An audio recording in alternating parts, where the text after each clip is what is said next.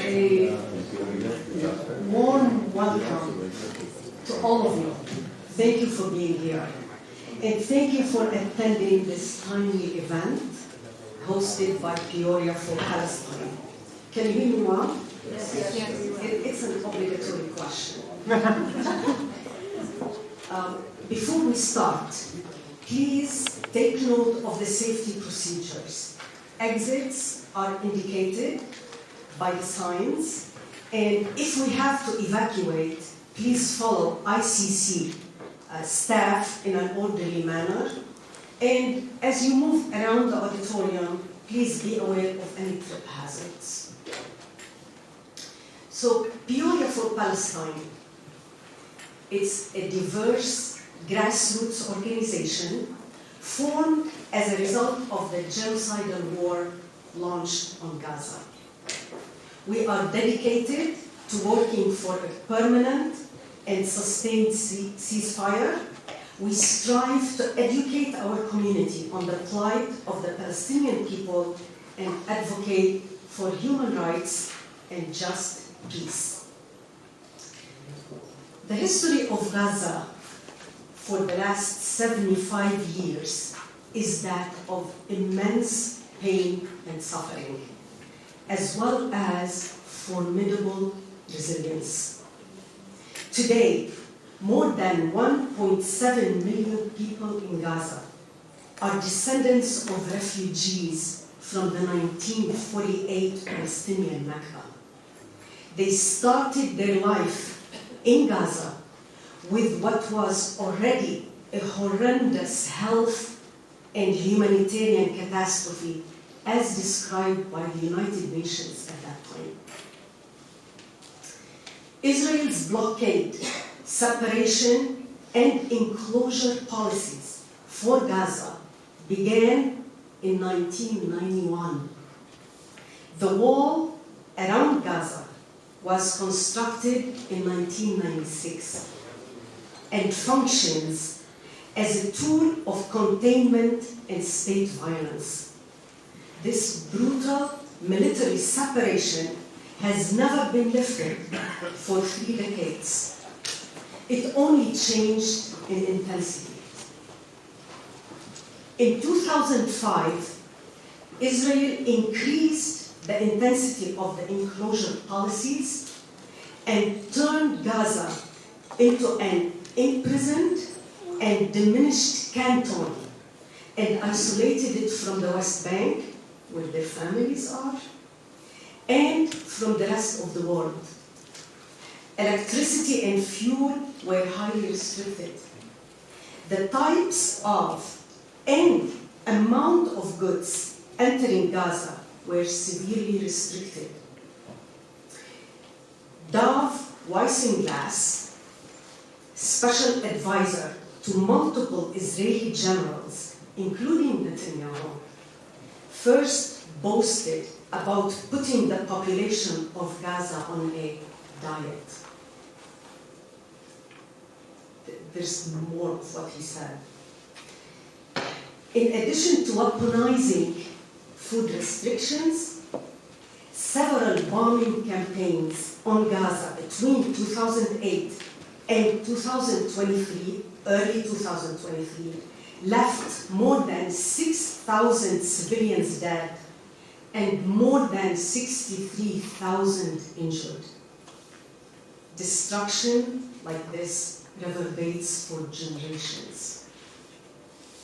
The genocidal war happening now is an escalation of the policies that have been in place for decades. The oppressed population of Gaza was already in manufactured precarity or destitution, and the majority became dependent on human aid, suffering from chronic malnutrition, high food insecurity, poor dietary diversity, and lack of agricultural autonomy.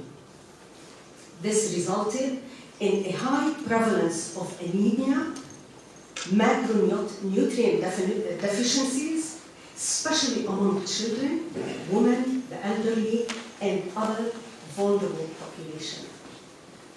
Before last October, Israeli airstrikes on water treatment plants left 97% of water in Gaza contaminated and unfit for human consumption.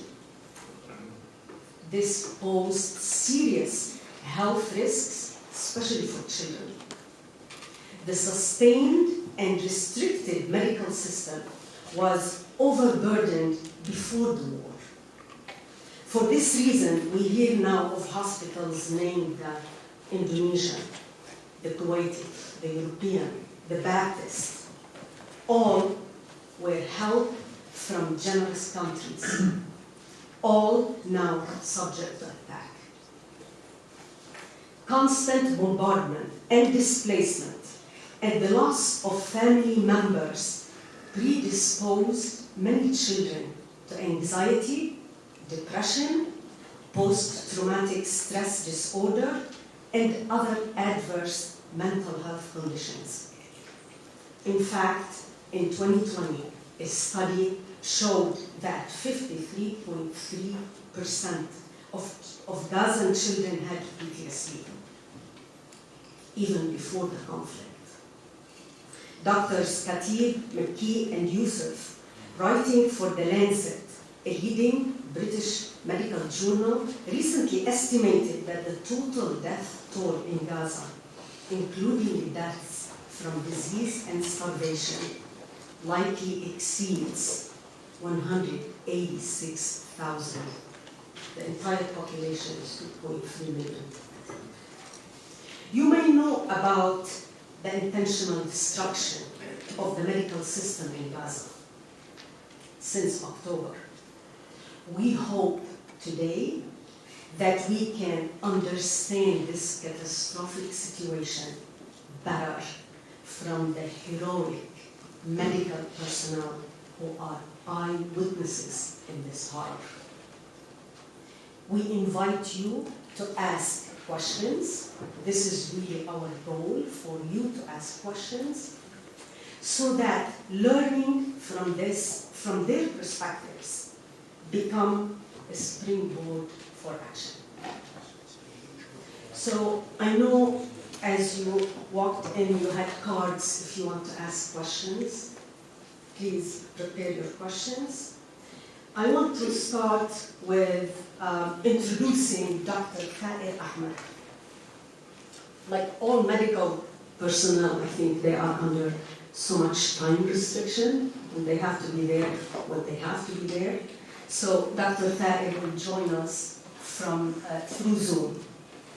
A quick introduction. Dr. Ahmad is a board-certified emergency medicine physician at Advocate Christ Medical Center. Qader serves as the Assistant Program Director for the Emergency Medical Residency Program at Advocate Christ. Okay, I hope that everybody can hear me. I appreciate the opportunity to be here this evening with you on Zoom. I wish I could be there in person, but I want to thank the organizers for this event, and I'm sure it's going to be a very successful event. My name is Qader Ahmad. I'm an emergency medicine physician, and I believe the introduction was read, so I do want to talk about a few things that I wanted to share with everybody this evening. So I'm Palestinian-American. I was born and raised in Chicago, and after Operation Cast Lead in 2008, where the Israeli military had killed more than 300 children in Gaza, was really the first time that I had gotten involved in humanitarian relief. And I went into Gaza in in July of 2009. So 6 months after the Operation Cast Lead took place. At that time, that had gone on for just over 40 days. And I remember getting into Gaza and thinking about how difficult it was to access Gaza. I mean, I had been to the West Bank multiple times. I have family in Jerusalem and in the West Bank. But to the idea that there were people who looked like me, who spoke like I did, who essentially we were, the same background, and that I just couldn't reach that area. I couldn't interact with those people. It was something that didn't sit well. And, I went in 2009, I went in 2010, I went in 2020 and in 21, and then obviously I went during this crisis that's taken place. I went in January. And every single time it seemed like it was harder and harder to get into this. When they talk about siege and they talk about occupation, for me, I think just trying to get into Gaza is definitely where you feel it the most. You absolutely feel the injustice. You feel the deprivation, and you feel the being bottled in. And so there's a couple of things I'd like to share with everyone, just kind of stories of my experience. And I don't want to take up too much time because I know you have some incredible speakers and people who are actually there who are going to be able to share with you their experience. But there's a couple of things that have stuck out to me. And the first of which that I do want to kind of talk about is being in Gaza and realizing when you're interacting with so many of the people that are there, that they have never been outside of that area.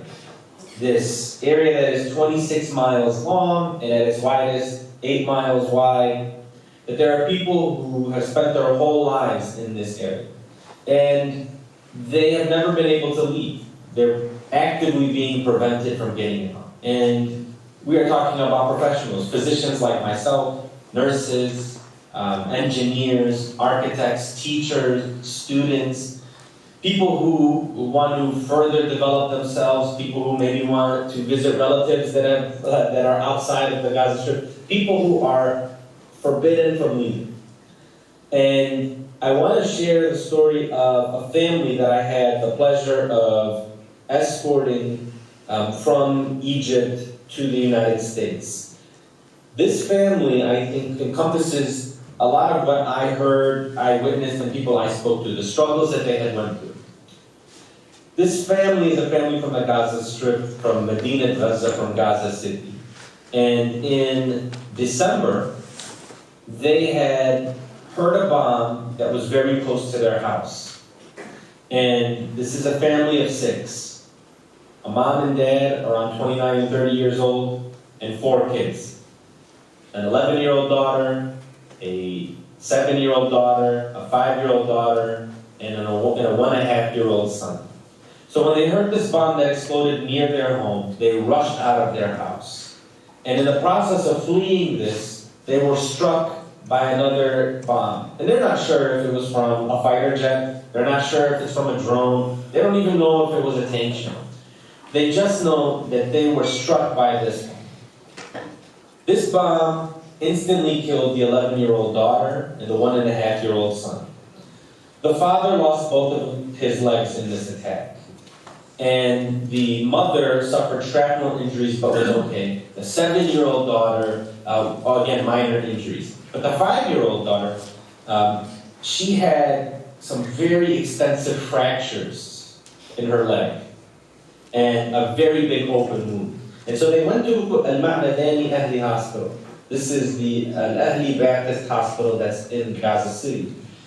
For anybody that's been following, this is the hospital that there was the strike in the courtyard that had killed many people, and then there was all of this controversy, where did this strike come from, who's responsible for what.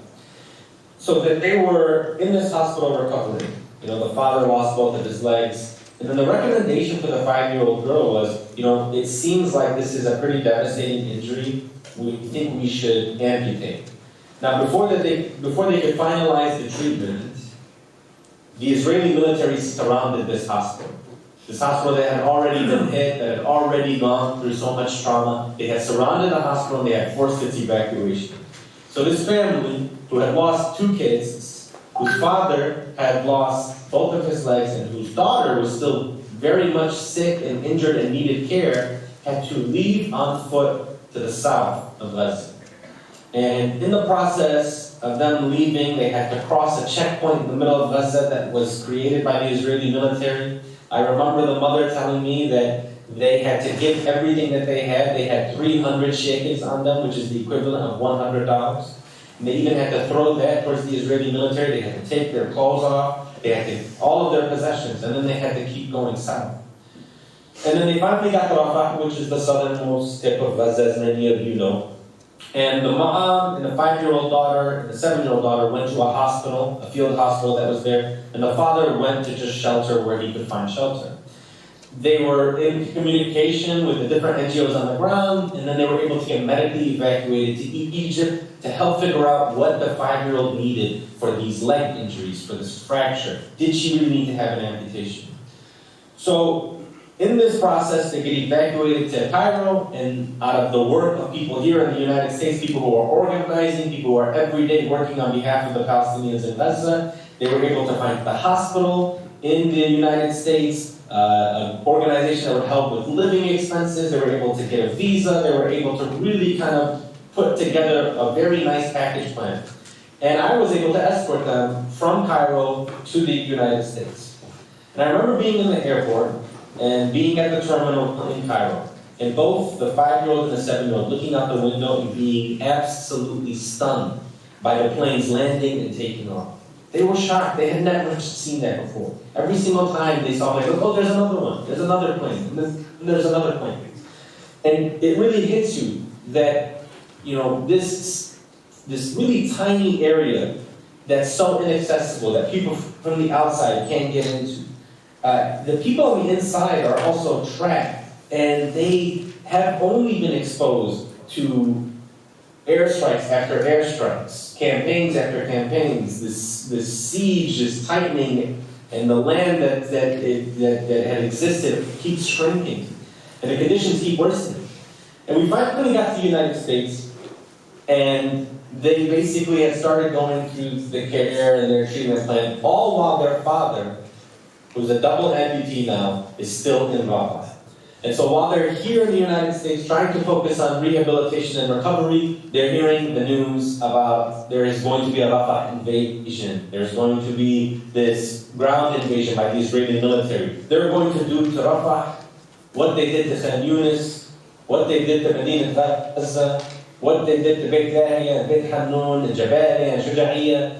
You know, they are hearing these things. This is what they're hearing while they're here in the United States, and they know that their father, who doesn't have a wheelchair, who doesn't have a prosthetic legs, who doesn't really have that luxury of being able to move freely and unrestricted, they are hearing that where he is at is going to look like where they have come from.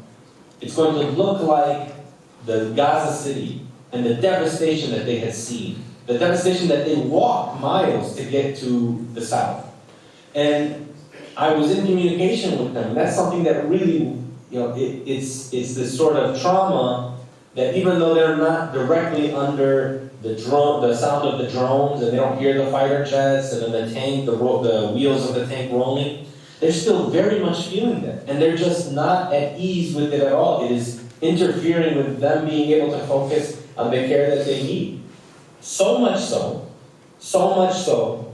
that they made the decision to cut their treatment short and go back to Egypt and try to find a way to go back to Gaza to reunite with the family again. The mother saying that we would rather be together and die, we would rather be a family unit together and be killed than all of us be separated in all different corners of the world to suffer silently and alone.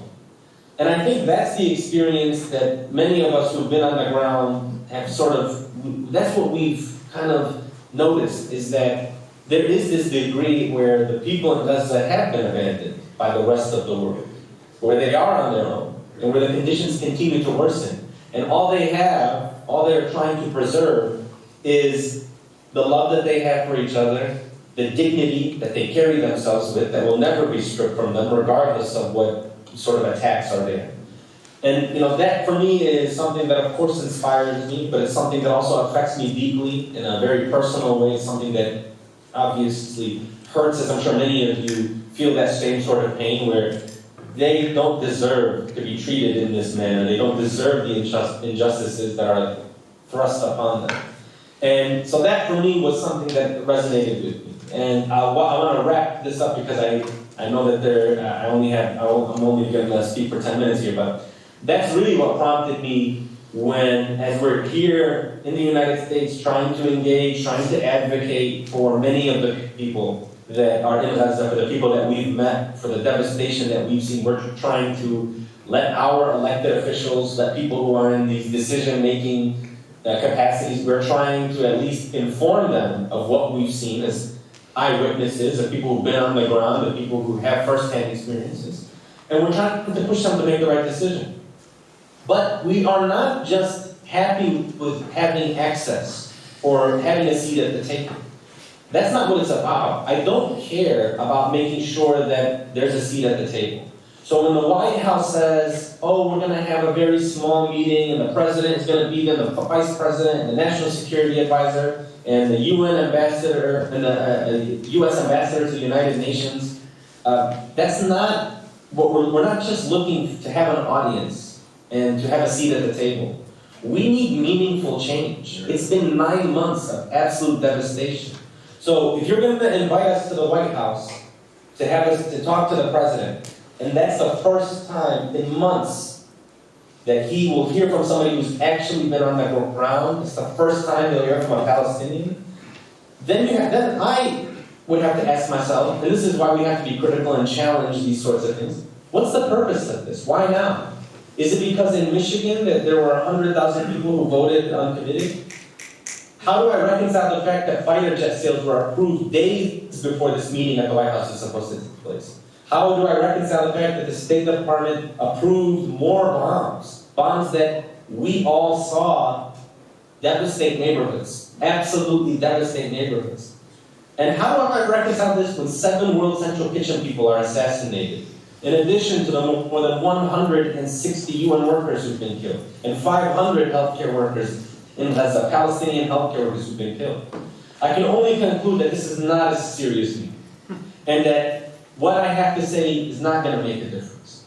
And we're no longer going to accept nice words, invitations, seats at the table, dinners. We are interested in change. We need a policy to change. We need it to change now. And we need to see the difference being made on the ground. Just because you build up here does not mean that we're going to clap for you and we're going to salute you when you walk by. Does that pier address the needs of the people? Are you feeding the hungry? Are you making sure that the blankets and the medicines are getting to the people who need it? If it's not the case, then we're not just going to give you credit for trying. We need to see the change on the ground. We know that so many of the policies that exist have created the disaster that is in Gaza right now. And so it's on us to reconcile that. It's on us to fix that, to change that. And I know that so many people who are probably here and attending this, I'm preaching to the choir. But I just hope that, we can all take away that it's been 9 months. And it seems like every day we're hearing things that are worse and worse. Another hospital is shut down. The hospital that I was at, Nasser Hospital, was shut down just after I left. I hope that at least instills in us this drive to make sure that we're never going to stop until the conditions actually change. And there's a silver lining. Very historic decision today at the International Court of Justice. I won't get into it, but I will say that even though there was a global outage and that kind of distracted, today is a measure of, okay, there is things that are changing. We can be a part of that change as long as we keep working together, as long as we're ready to keep pushing and to keep advocating and to make sure that the people that so many are trying to dehumanize and make voiceless, that we make sure that we are there to fight for them and make sure that they have a voice, that they get to tell their story, that it's up to them to share what they want to share. But if they want to share it, we're going to make sure that people are listening and people hear what they have to say. And I will say this last thing, and I will conclude. And I appreciate the opportunity to speak to all of you. There's one thing that as I was getting ready to leave the meeting at the White House, there was an orphan who is 8 years old. Her name is Hadid.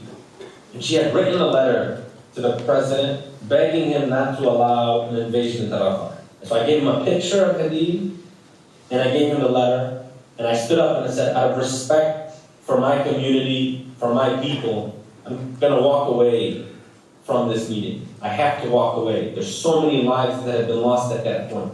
And I felt that the administration had turned their back on the people of Palestine, and I wanted to do the same. I don't know what happened to Hadid. I don't know where she is now. I do know that the Rafah invasion did happen, and that no red lines were sort of, even though the fact that red lines were crossed, there were no consequences for that. And I hope that we at least can walk away from an event like this with a dedication and a reminder that right now there are people on the ground that are suffering immensely, and that we're going to do whatever we can to sort of stop that. And I know that after interacting with some of the organizers for this, people like Adam and all of the people who kind of organized this, I know that we can get things done, and I know that we can make a change for the better. And I hope that I can continue to work with many of you, and I hope that I can interact with many of the people that are there. And with that, I appreciate your time. Thank you so much, and I will leave it to my colleagues to take it from here.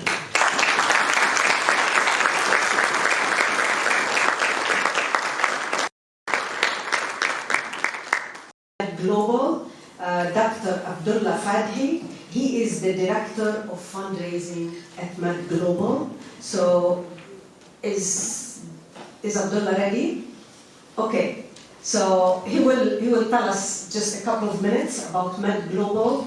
And I know in many instances when we have events, people say, if I want to donate, what do I do?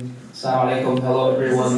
My name is Abdul Fadli. I'm not sure if an intro was made, but I want to start by thanking all of the organizers and the attendees and the people who are present, who have not forgotten Gaza, who continue to keep that on the top of their mind and at the tip of their tongues. Thank you so much for organizing this at a time where people want us to ignore what's happening in the world.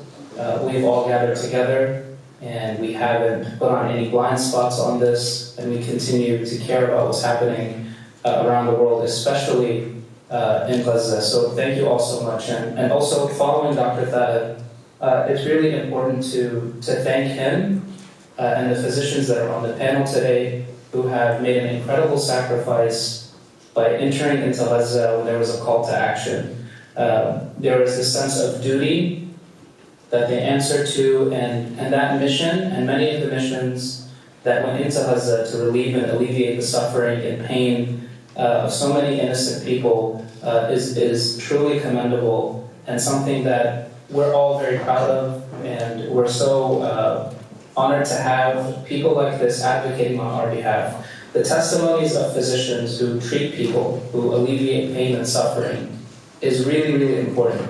There is no partisanship in what they say. Their testimony is real, it's raw. The patients and the people they dealt with are real, and they are an eyewitness to what has been unfolding in a real, real way. The question, though, is, and I'm going to be very brief, is what role do we play? What role do those of us who didn't enter Gaza, what role do we play? For 9 months now, so many of us have been asking, what can we do?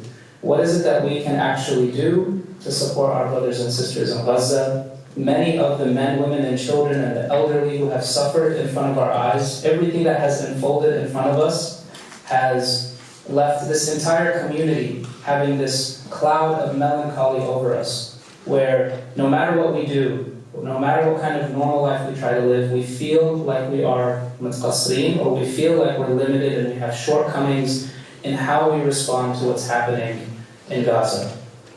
The truth is, your event today and the presence you've done is important. The question is, how do we use the privilege that we have? We're not the ones that are suffering bombs being dropped on our heads. We're not the ones who are suffering seeing our family members lost and lose limbs.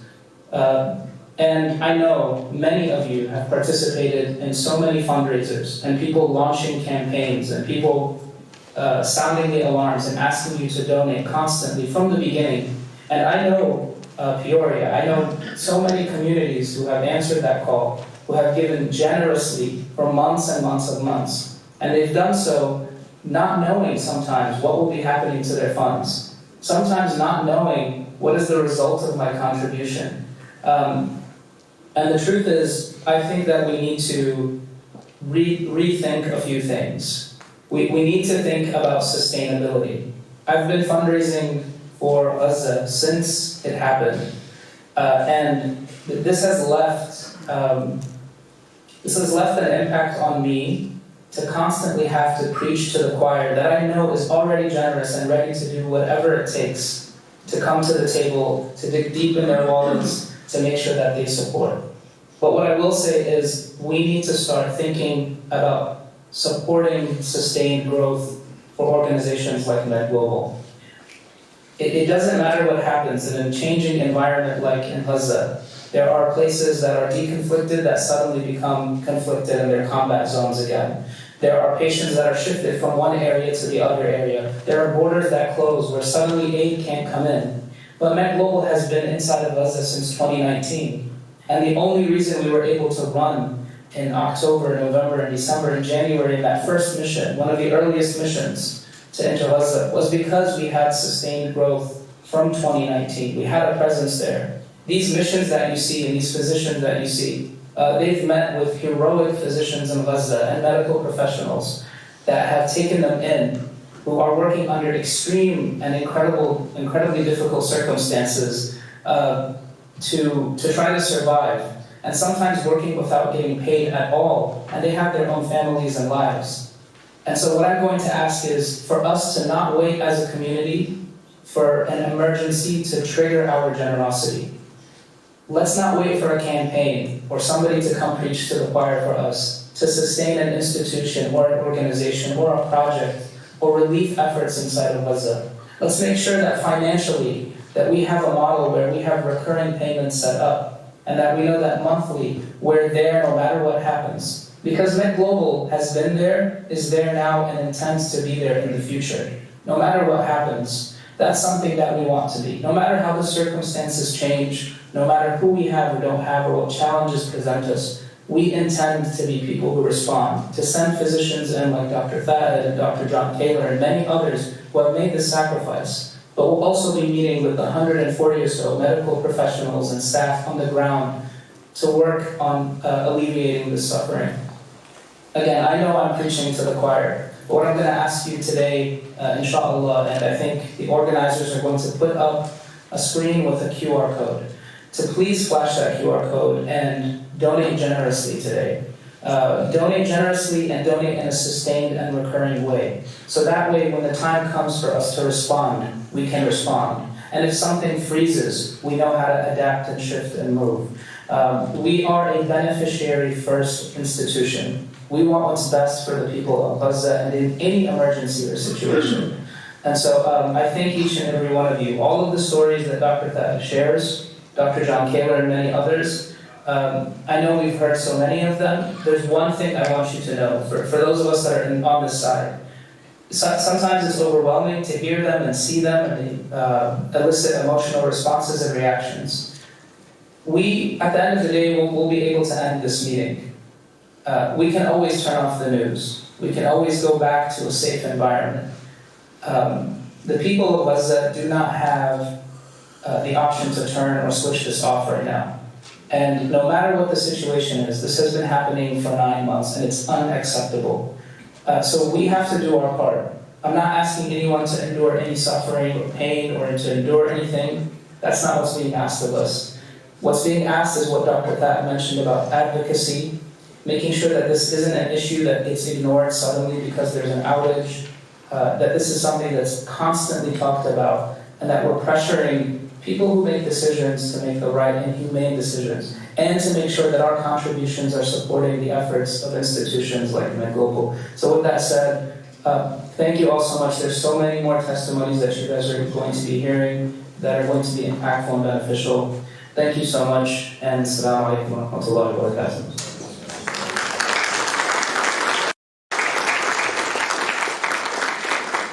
Thank you, Abdullah. I mean, for me, Qader, and we are thrilled that he is here. Hamza is a critical care float registered nurse with 6 years experience. He worked in various hospitals and ICUs across the country. Hamza is a Palestinian from Ain Karim. I'm not sure exactly where on the map that is, but he lives in Chicago. Hamza went to Gaza with PAMA, P-A-M-A, Palestinian-American Medical Association, and he was stationed at the European Gaza Hospital in March of this year. Hamza, thank you, if you would please stand up.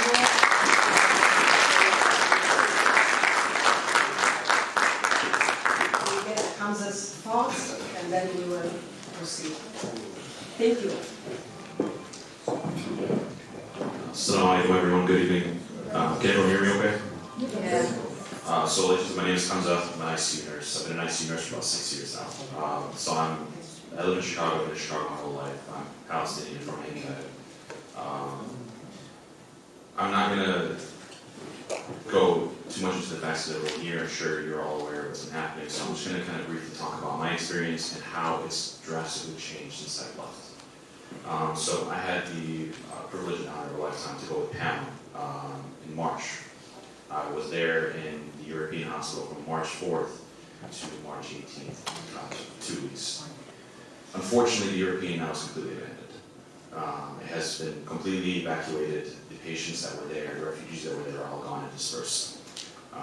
I was just talking to one of the colleagues, one of the ICU nurses, one of the surgeons that I worked with there, that what happened. They were sending me videos. And when I was there was 30,000 people in that compound. Typically, this is a 300-bed hospital, 200-bed hospital. So most of these people, most of them, 99%, were refugees who had nowhere else to go. Patient rooms that had approximately, space for one patient would have about 4 to 5 patients in these rooms with their entire families present. Some of these patients were discharged 2 weeks ago, 3 weeks ago. But where did they go?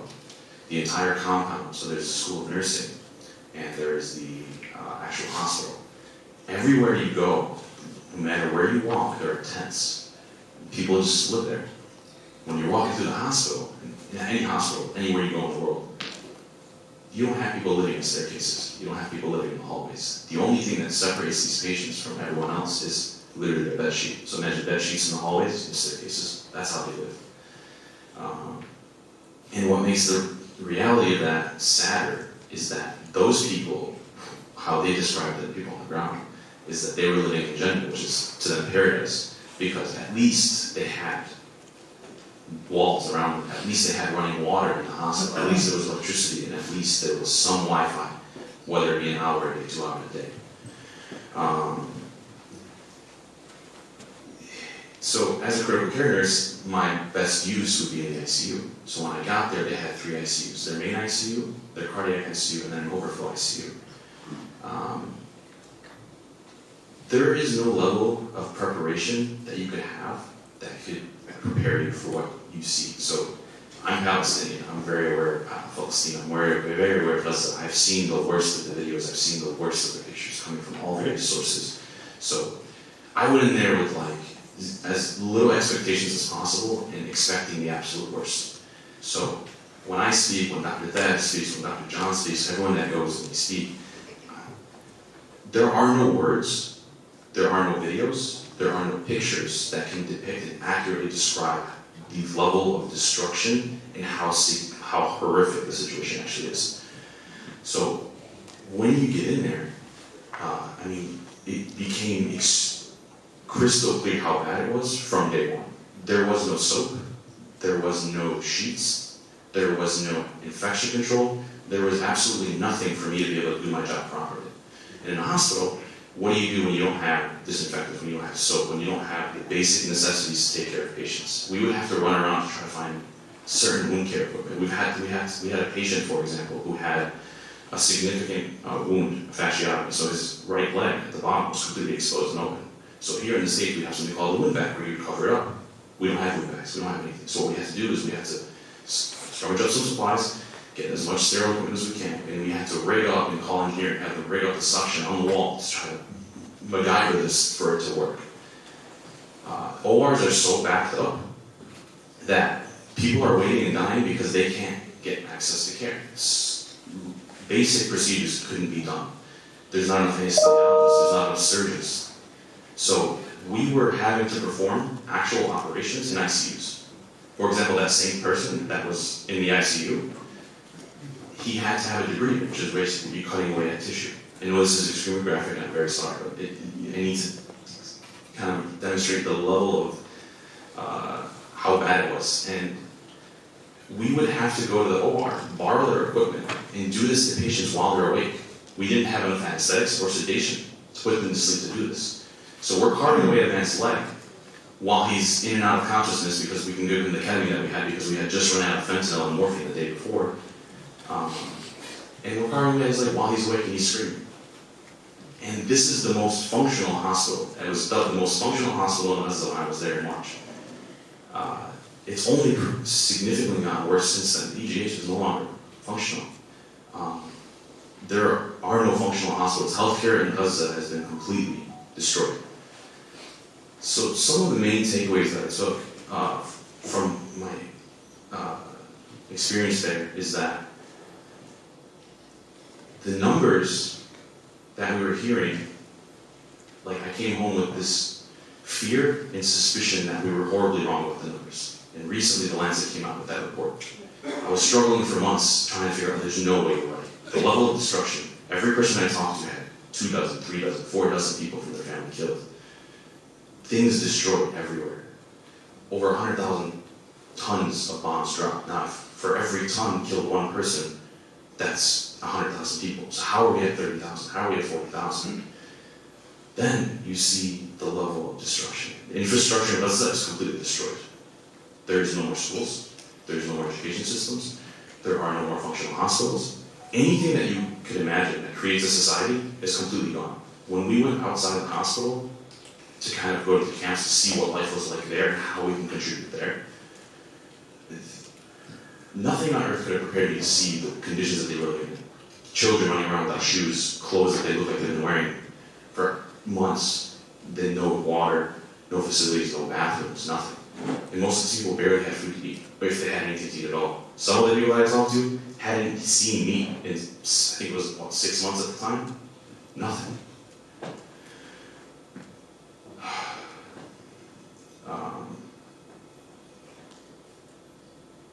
And the second thing is when Dr.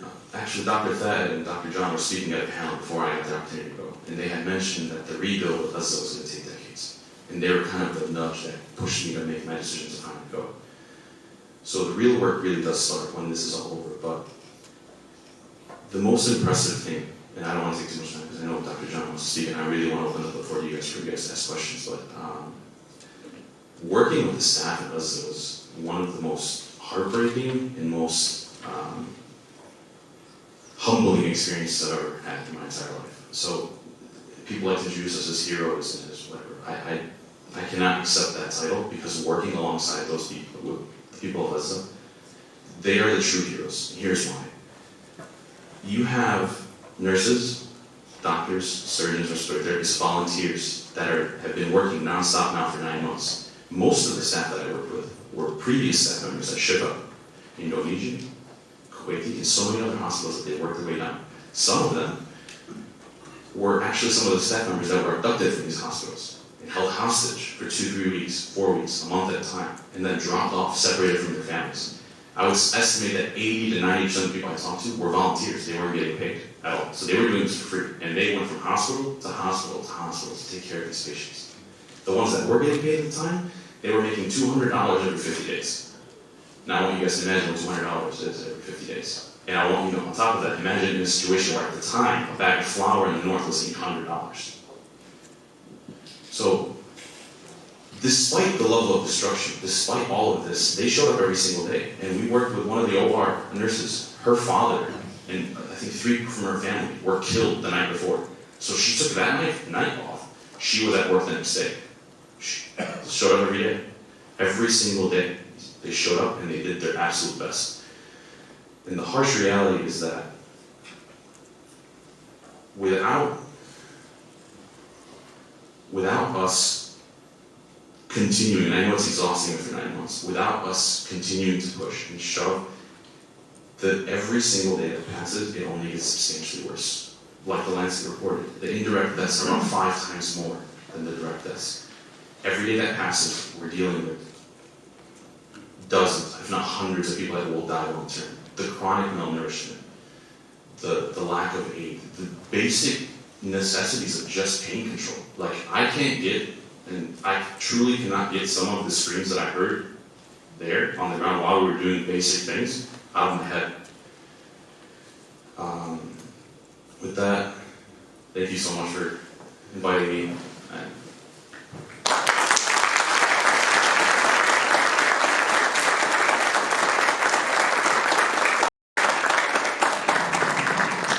Thank you, Hamza.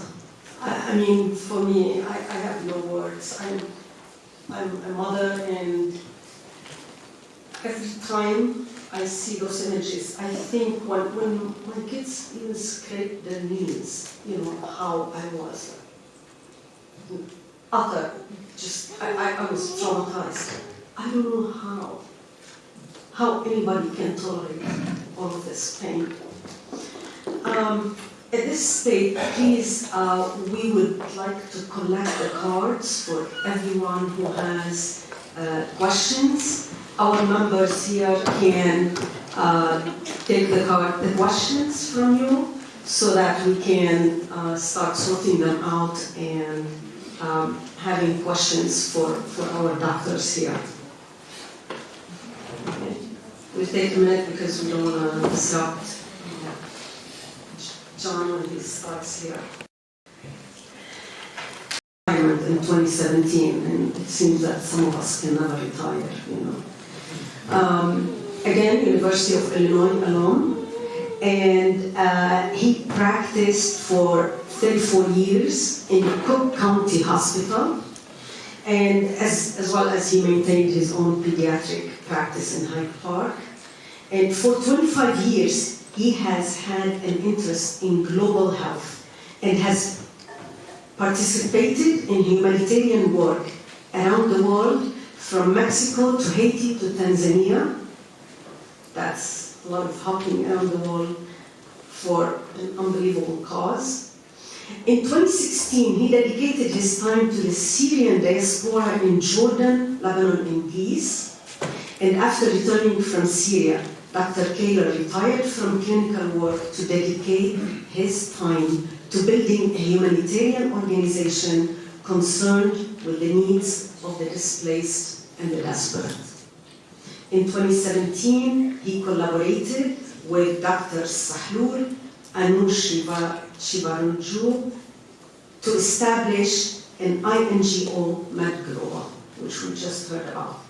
Their first deployment was in Bangladesh at the beginning of the Rohingya exodus in 2017. And since then, MedGlobal has served in 20+ countries. MedGlobal has been in Gaza since 2019, like we heard. With the onset of this crisis, the Palestinian ground team manned Shifa Hospital until forced to evacuate to Rafah.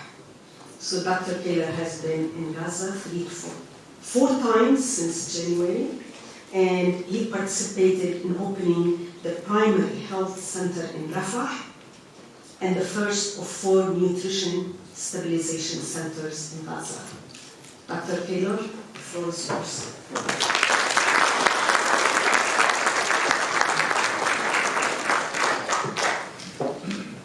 Good evening. Assalamu alaikum. I want to thank you, first of all, for having me attend this evening. I won't speak long, so that I know there's a ton of questions. I always get touched by this, so before we answer the questions about Gaza, I'll tell you a little bit about myself. Unlike my young brothers here, Qader and Hamza just spoke, I'm not a young man. That would be the understatement, obviously. I have 6 children and 12 grandchildren. I am blessed to be able to have spent my time for the past 35 years doing intermittent humanitarian work, and that brings me to now, because For a long time, I would go a couple of weeks. I was a salaried physician my whole life, so my time off was my time off. I didn't lose money. Other colleagues that have much more difficult taking a week away, I didn't have to do that. My time was my time. I would give it back to my partners. But I would go and I would go for a couple of weeks, and go here, go there, go somewhere else, and come back and pat myself on the back at what a good man I was. Way too involved with myself. Actually, one of my nurses that was with me forever, after a while, would say when I come back, please, please, not one more road to Damascus story. I hear it all the same, you're going to be the same jerk you were in 2 weeks. Anyway, so no more epiphanous. And then came Haiti, 2010 with the earthquake. I was able to be there within the first couple of weeks and saw devastation like I'd never seen before. And I'd spent a lot of time in Haiti before that, and I came back at 6 weeks, and I came back at 6 months, and at 6 months, if I would have written my name on a brick, I could have picked it up. That's how little was being done, and it was summer now. So it's hot as it blazes. I'm under a tent with maybe 150 people that were there to see us, and I'm outraged at how little things had happened. I had this righteous indignation. I was burning up with righteousness. I'm mad at the president of Haiti. I'm mad at the president of the United States. I'm mad at God. I'm mad at everybody. And I'm standing there, and suddenly I look at there's a woman sitting in front of me, and she's got 2 kids.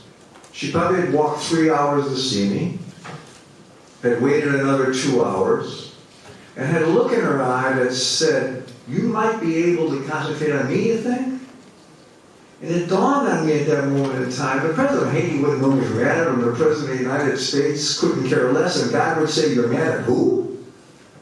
And I sat down and realized that I could give to this woman in front of me something she needed. And all that righteousness melted away. It melted away, and I was able to concentrate on what I was doing and who I was doing it and why I was doing it. And that lasted until the siege of Aleppo. And when I was in Aleppo with my colleague Abdul, and the bombs were falling in, and we were woke up early in the morning and said, we got to get out of here because the siege is about to close off and you can't do that. We won't be able to get out. And we left. That anger started to creep back. Working with the Syrians in Greece and Camp Moria, I thought that was the worst place I had ever been. Camp Moria on Lesbos Island, where it was built to fit 3,000 people. It had 25,000 people there when I was there. Thought it was the worst place I'd ever been until I entered Gaza in January. The second you step in, you see nothing but destruction. There's no lights. It was night when we were going in, so it was surrealistic. And all you saw was the lights of small fires or what do you call it, the flashlight on the back of people's phones, and people doing what refugees have done always. They walk and they stand, and they walk and they stand, and they walk and they stand. There was nothing but dirt. It was the spookiest situation I had ever seen. 100%. I'll put this in a little bit of perspective for you.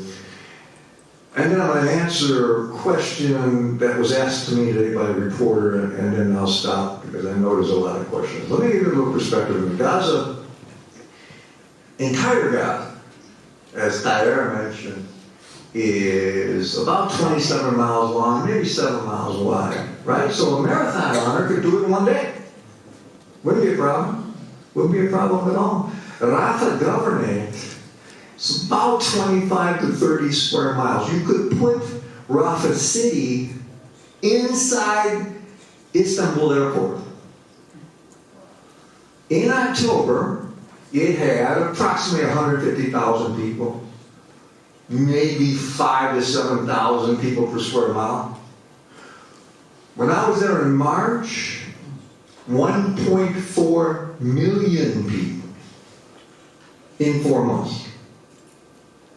1.4 million people, or about 56,000 people per square mile. Who are these people? They're you. They're you. Think about it. You're sitting here right now. Think about if somebody came in and handed you a piece of paper and said, go home, pack up, be gone in 4 hours. And oh, by the way, you're going to walk 10 miles. Oh, and on top of that, there's going to be bombs falling outside this place that they call the deconflicted area. Think about it. It probably took me longer to get ready to come from Chicago to here than it would for that. This is you. That's there. And not once, twice, 3 times, 4 times. This is how many times you have to pack up in there. When I was in Mawasi, which is not bound, by the way, this was a safe area. When I was in Mawasi, Khan Yunis was being moved. And there was a line, probably 5 kilometers long, on the road. One after, you probably saw one after the other, after the other, the other cars packed 12 feet high with every piece of thing that these families had. All these old jalopis, they were pulled by donkey carts. We took a picture, and I guarantee you that anybody in this room, well, there's nobody, I can't see anybody in this room would even be close to old enough. If you looked at these pictures, and when we decolorized them, it was Nakba 1947. Not a question. I guarantee you, if I didn't tell you, you couldn't tell me. It was the spooky, it was the saddest thing of my whole life, because I'm standing there, and I'm coming back from someplace, and I'm walking back to the house, and we're in Mawasi is along the water, and so there's sand. And I came upon a family of maybe 6 or 7, and they were, now remember, there's no, as Hamza said, there's nothing there. No garbage is picked up, no sewage, no. Which means the solid waste just piles up. And there was a little garbage area, probably the area, this little area right here. And in it was a family stop there, looking in there, and people said, well, they were probably looking where to throw something. I said, no, they weren't looking where to throw something. They were looking where to pitch a tent. And for some reason, that particular scene, and who knows why these individual things get you. As Hamza alluded to, you can't prepare for it. You can't, it's not an intellectual event. Life is lived sensually, so you have to smell it, you have to see it, you have to hear it, you have to feel it. That's how this is lived, and this was a garbage dump they were trying to pitch a tent on. And we're happy to have it. So people say, well, how do you stay hopeful? I said, well, that assumes I am hopeful, and I'm not. And then I said to myself, well, what in God's good name would make me say, I'm not hopeful? My ass is coming back home. Excuse my language, of course. Coming back home, these folks can't go anywhere. People said, what's the difference between this and every place else you've seen? I said, I'll give you 3 things. The first is scope. I've never been in a place that there's this much destruction per population as this. Aleppo was nothing like this. Haiti was terrible, but you go to one block, it looks fine. Another block, there's nothing. This is this total destruction, 100% of the population. Remember, Hiroshima didn't kill 100% of the population. That's what it did. 100% of the population is affected. So scope. Second thing is, every place else I've ever been in life, people have been trying to help. Right? I mean, people want to come in, the money rolls in, this is happening. Nobody can get things in to help. Hamza told me they brought 70 bags in. We bring 30 in. That's gone in a week. You know, no one is there helping, but to combine the flip side of that coin, you can't get out. There's no Palestinian refugee crisis. Plenty of Syrians, you know, people can escape. There's no Palestinian refugee crisis because you can't get out the door. You can't get out. So you're pushed literally against the wall. You can see, I can throw a rock from one of our clinics and hit the food on the other side of the wall. You can see it. It's not a famine, I mean, it's not a drought. You can see the food. It's there. You can't get out. Nothing can get in. And irrespective of the lunacy that they talk about, peace process, the killing just gets worse. Every single day, the killing just gets worse. And I'll tell you how bad it is. I'm going to add a little something to the Kahler's story, because I was there with him, with his family. How bad is the world? So he didn't mention, and I won't mention names, but the family was evacuated from Cairo to a state in the United States, organized by one of the senators of that state. There's such duplicity that if that would have been I take nothing away from the Ukrainians, please, let me make sure I say that up front. The war wounded in Ukrainians or whatever they can get. If that were a Ukrainian family, there would have been a ban at the airport. They said we shouldn't even be talking about this to the press and stuff because they were worried about blowback. Now, how bad is the world when a politician is afraid of blowback when they're doing something as good as bringing a child to have orthopedic surgery in the United States? It's not just depressing, it's ridiculous.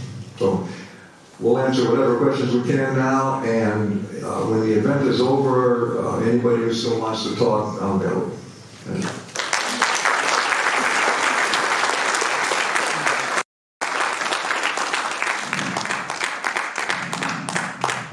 Again, I have no words, I don't know how to follow that we have. They don't want to be called heroes. I think they are heroes. We invited you here to get your questions also. So at this time, I want to have Adam, our member of Peoria for Palestine, who will take the role of asking the questions of our guests here, and we will be bringing the questions to him as well. So thank you all, and again, this is your time, please ask your questions.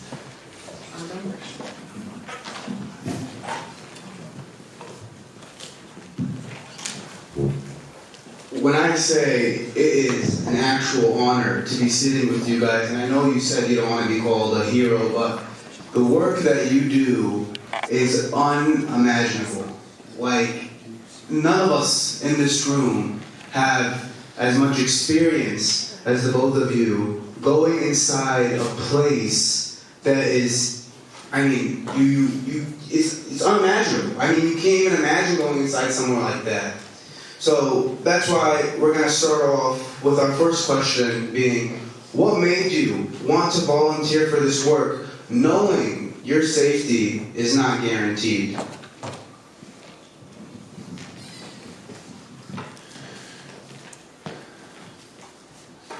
So the two main parts is, one, I'm Palestinian. So the Palestinian cause has been something that has been in my household since I was in diapers, since as far as I can remember. The second thing is, I went into healthcare with the purpose and intention of eventually doing some type of humanitarian work.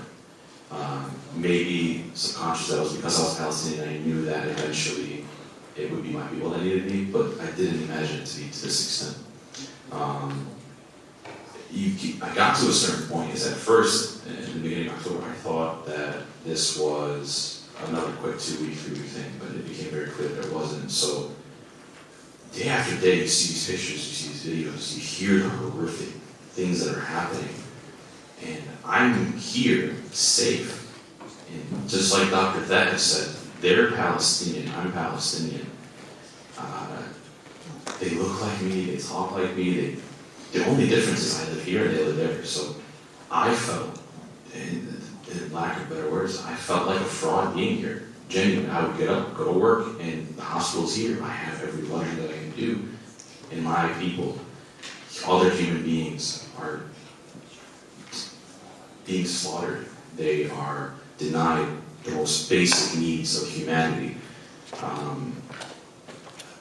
To be honest with you, I had to go. It wasn't like I could not breathe being here. All I could do was think about how I'm going to get in and do what I can, to the point where I remember when Dr. John and Dr. Thad were giving a panel at the Hamas Foundation in Bridgeview, which is 2.5 hours from here. They were actually listening to their panel, and what they did and what they went through was the final nudge that solidified me is I have to go. And I drove everyone crazy trying to get in, so it was an easy decision. Jazakumullah khairan, thank you so much. And John? A little bit.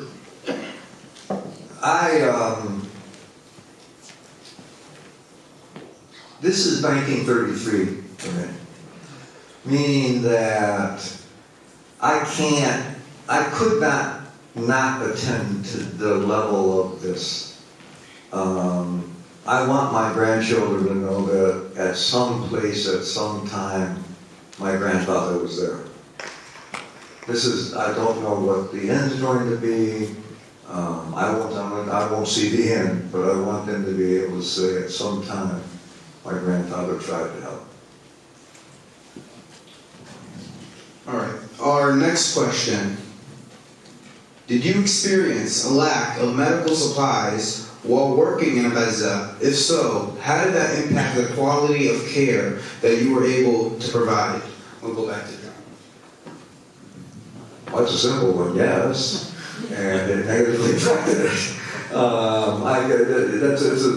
don't mean to be silly about that, but the answer, and Hamza alluded to it earlier, which is that you do what you can do. You try what you do what you can do, and if you can't do that, then you really shouldn't be there, because you won't have what you want.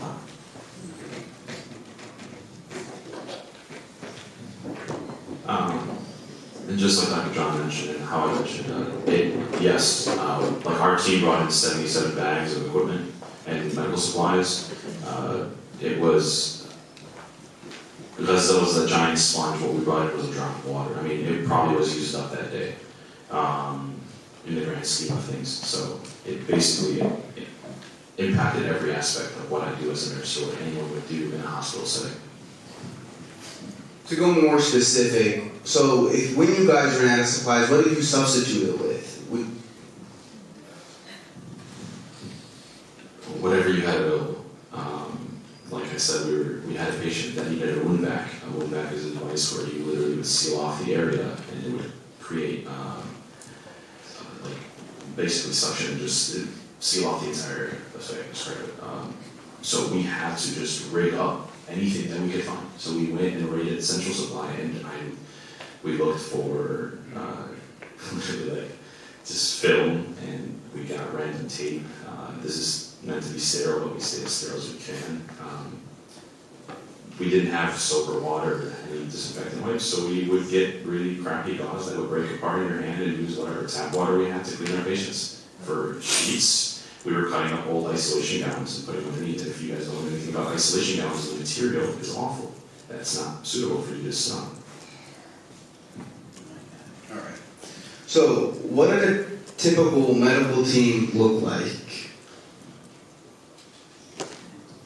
There really is no typical medical team. The World Health Organization emergency medical teams coordinate the activity in Gaza. They work from what is called a cluster. In that cluster, the organizations get together. particularly the hospitals and stuff, and say what they need. They then put out a call to the various organizations on the outside. We need a neurosurgeon, we need an orthopod, we need a nurse, we need this, we need that. And then the individual NGOs get together, or they don't get together. Individual NGOs each essentially say, I'll give you this, I'll give you that, I'll bring this person, I'll bring that person in. So there's no typical medical team. This isn't like going somewhere. This is fulfilling, trying to coordinate and fulfill needs.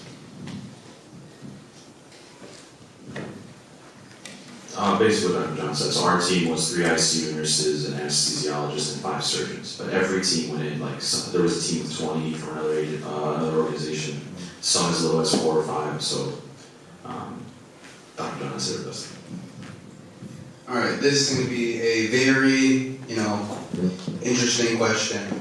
At any of the facilities you worked at, did you witness Hamas, Palestinian Islamic Jihad, or any other Palestinian militants using the hospitals as a base of operation, storing weapons, launching or firing weapons? And did you witness any militant infrastructure connected to the facilities like the tunnels?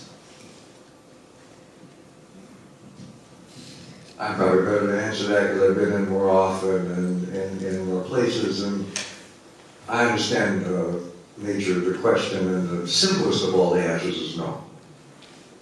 Simple of all the answers is no, and I would defy you to find me a medical person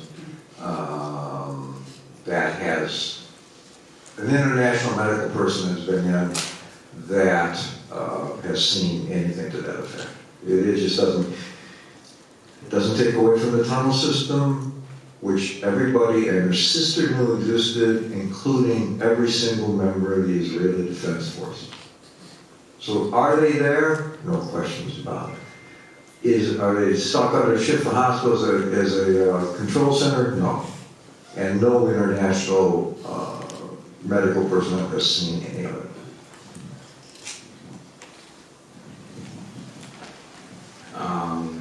My answer is no as well. Dr. John stated it perfectly, but I will take it one step further to the point where I did not even see law enforcement security. I didn't see a single firearm when I was there. Thankfully, I didn't even have to experience the Israeli forces there either, but to the point where security in our dorm where we were living was the 17-year-old that lived on the compound. And then in the hospital, there was a small security incident where the patient's family got into one of the nurses, and when they called security, they were like 19-year-olds that just came and just de-escalated them.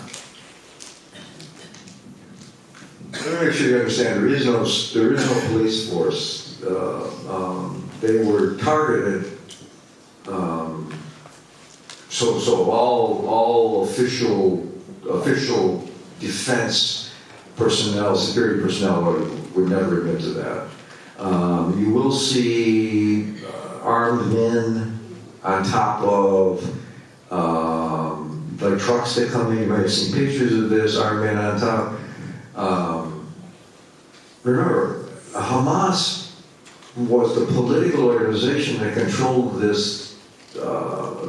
Gaza for 17 years.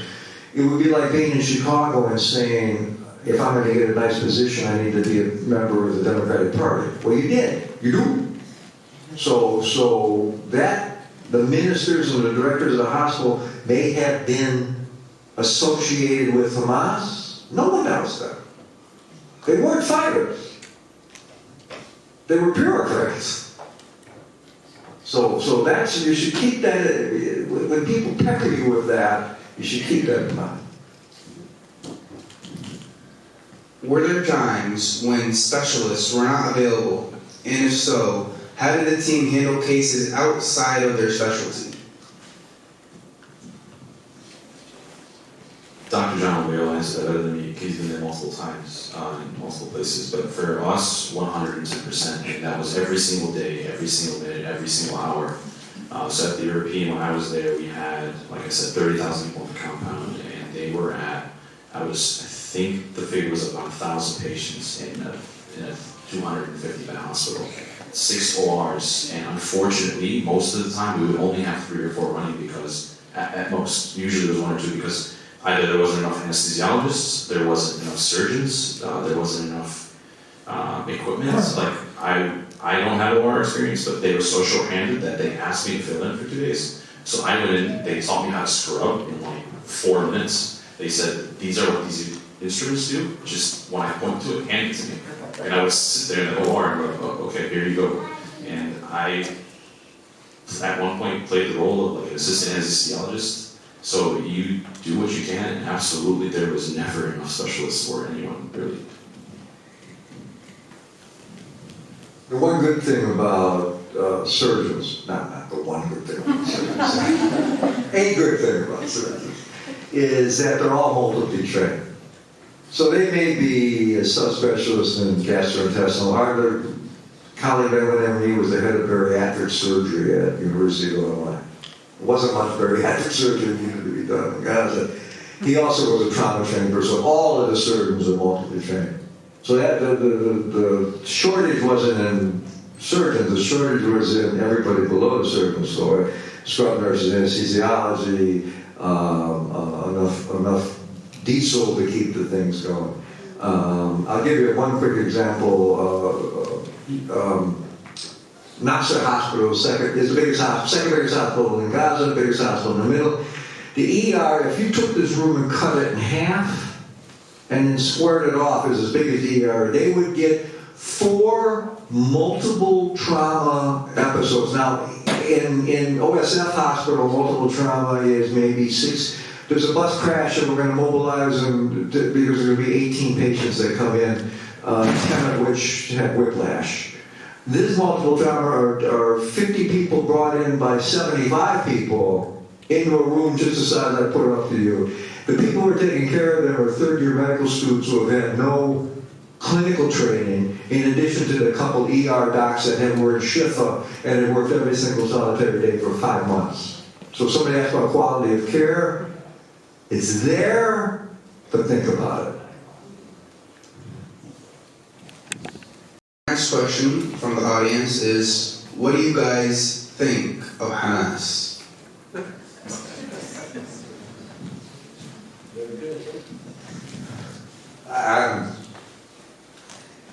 I'm unable to answer the question. Of course, Hamas is a political organization. I'll tell you, let me flip that. I'll tell you what the Palestinians in Gaza think of Hamas. They hate it. They understand the necessity of it to get a job, just as I told you earlier. But what's happened to them, secondary to what happened in October, is hated by 100% of them. So that's all I know.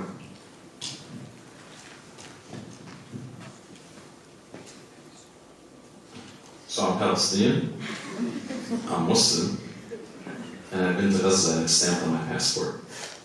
I'm going to differ from this question.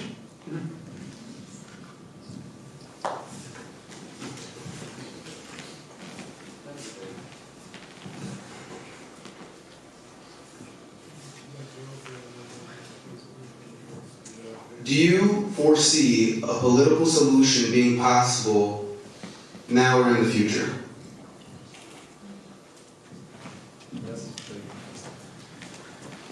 I'm not a politician.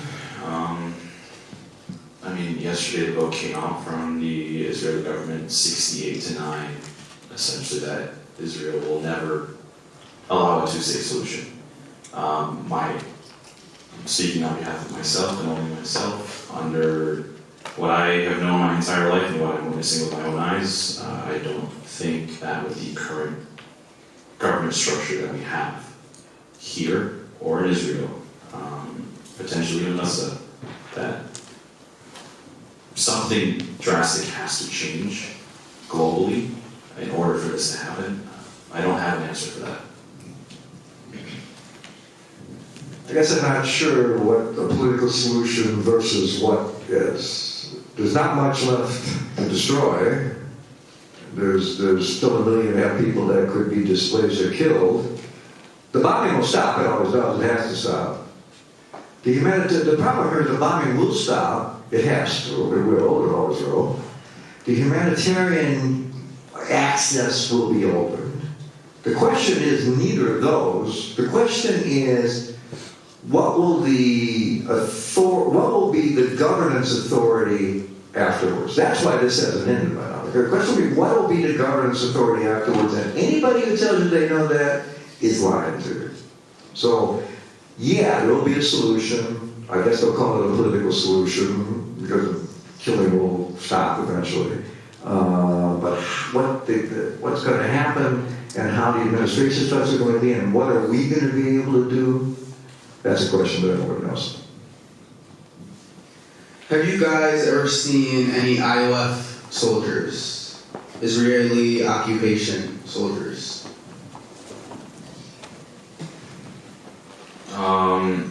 So when I went in March, and I went through the Egyptian border, the Al-Aqsa border. So at the time when I went, it was the Egyptian authorities, and then the 8 checkpoints that I went through in Egypt were all Egyptian authorities. And then during our route from the border to the hospital, and then even when we went to the refugee camps, the routes that they took us on were strategically designed to where we avoided all military areas. So I personally, during my assignment, I did see some tanks in the distance from one of the camps I was at, but other than that, I did not actually physically encounter anyone. In March, I was one of the first 2 humanitarians permitted to go north of Gaza.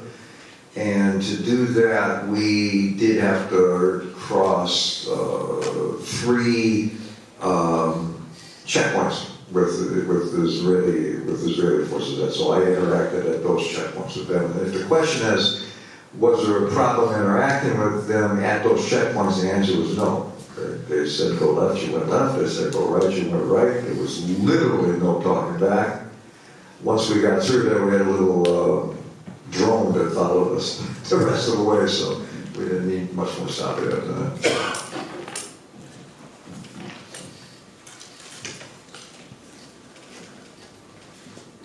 Was there an increase in non-trauma related patients, cases like heart attacks? So what we forget, and what is not emphasized enough, is although there is, in my opinion, a genocide and ethnic cleansing on the ground, and the level of traumas and bombings and patients coming in every single day, what we forget is that your average, anywhere in the world, really, hospital sees heart attacks. They see patients varying from a number of different diseases, non-conflict related. So and that was the fear when COVID happened, is that if we overload the healthcare system, your basic cases will be neglected as well. So yeah, you're having C-sections, you're having live births, you're having, I witnessed cases that were like Hep C, Hep A, jaundice, patients who were on dialysis couldn't get their dialysis, so they were dying. That's what indirect deaths or non-conflict related deaths are, and that's why they're expected to be so high, is that the stress and the destruction on the healthcare system neglects all these people. And we were talking to patients who weren't taking medications, life-saving medications for months, due to them not having resources, not having facilities or hospitals to go to anymore. Cancer patients, there are no facilities anymore, there's no more chemo. So, big scheme, basically everyone's affected.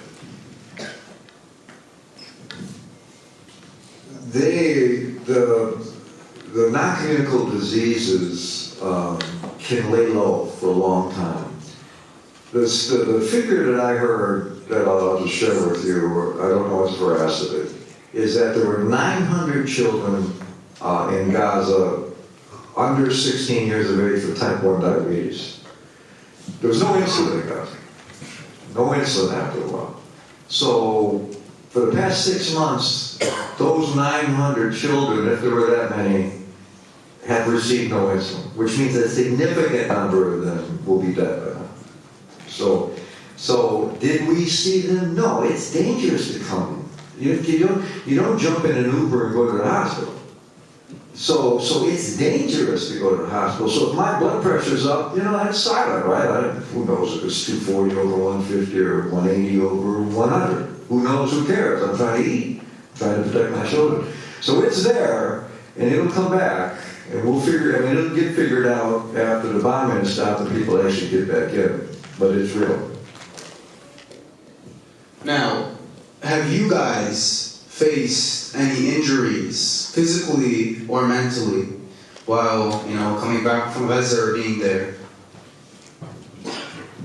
No, so thankfully, me and our entire delegation that was there, no one was harmed or injured, and everyone made it out, safely made it out safely. In terms of mental, I mean, I can't answer that yet. Maybe I'll find out in a few years. I know for a fact that the level of PTSD and trauma related to this is going to haunt the population for decades, and anyone who's been there knows the level of, the level of mental strain that it puts on you. While in Gaza, people with mental trauma, were you guys able to treat them at all? We actually were able, MedGlobal, in partnership with a group called MeWe, began a program of community-based, sensory-based mind-body work. With three groups of people. One was the staff, our staff. One was healthcare providers who had come from the north, and one was a group of refugees in a small tent, and it had to do with mind-body work, essentially breathing, coloring, doing things like that. It was absolutely well received. We were planning to repeat it again in May. In May, my colleagues and I were turned away at the Rafah border. That was the day that the Israelis took over. So we've begun to do basic psychosocial mental health work.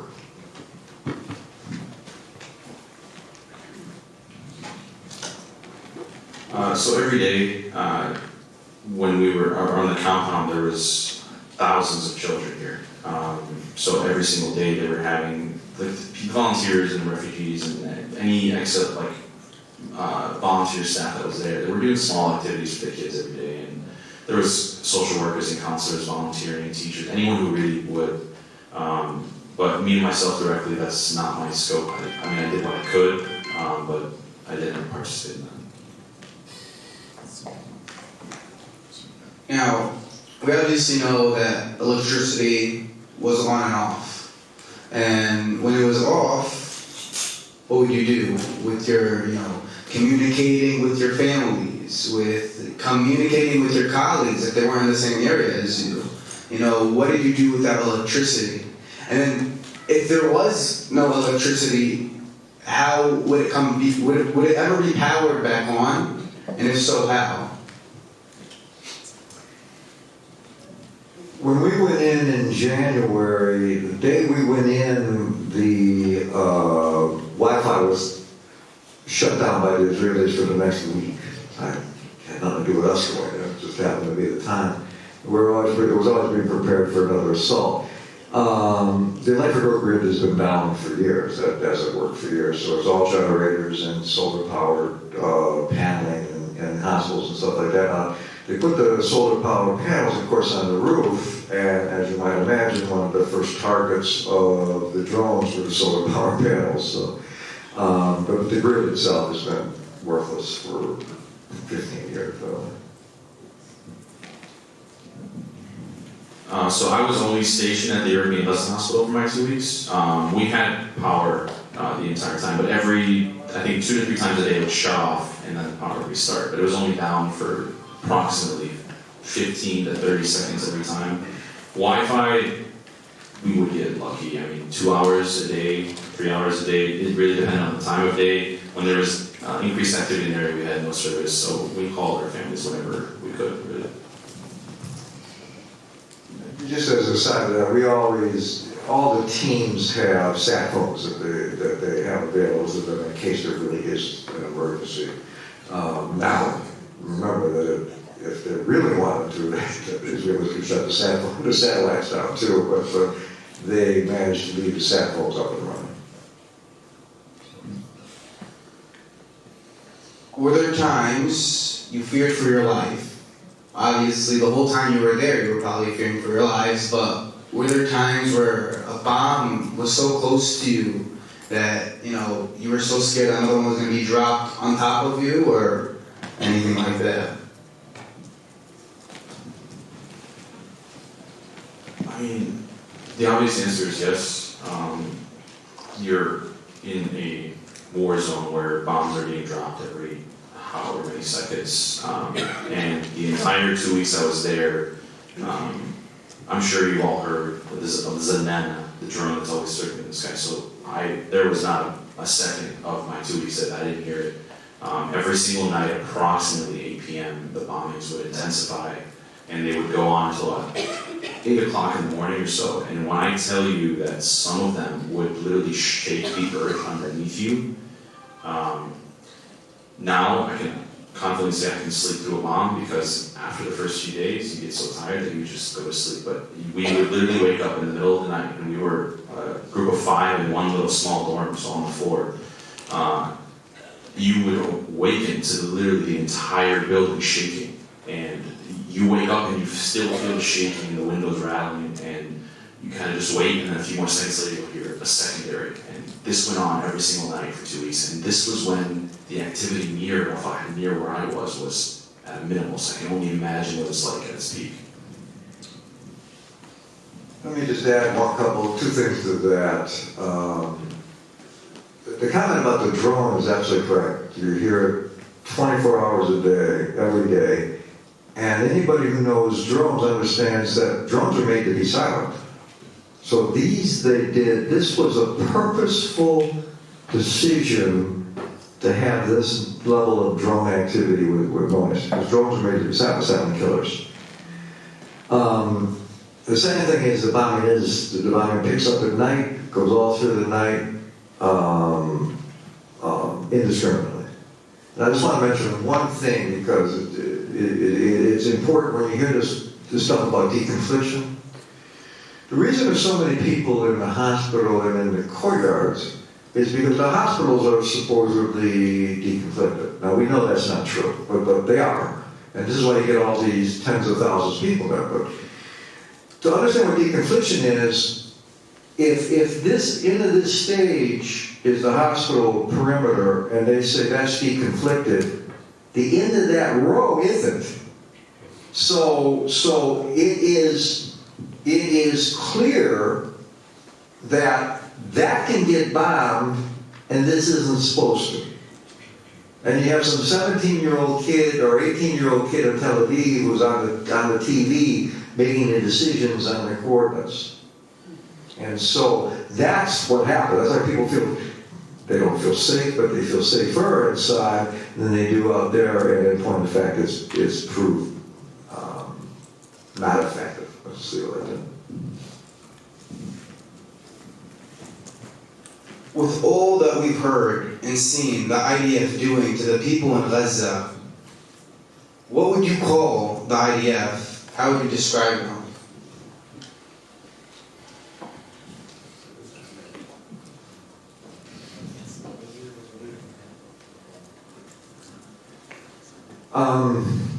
In the Second World War, at the Nuremberg trials, at the end of the Second World War, at the Nuremberg trials, the number one defense that the higher-ups had was they were just following orders.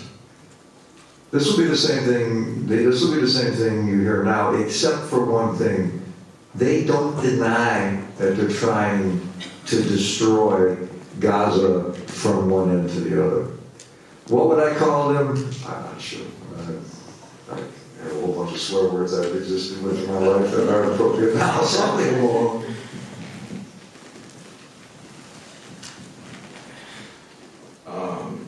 So,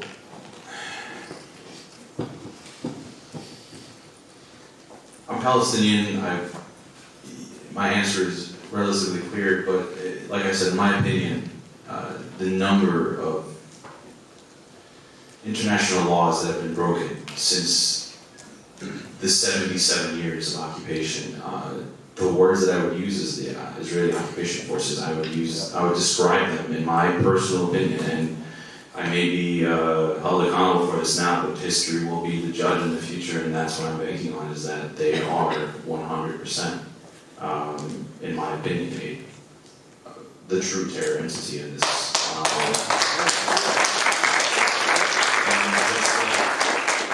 Just like when, Nazi Germany and so on, eventually 10, 15, 20, 30, 40 years later, the world looks back and history goes and says, how did this happen? Well, this is our proof as why this happens.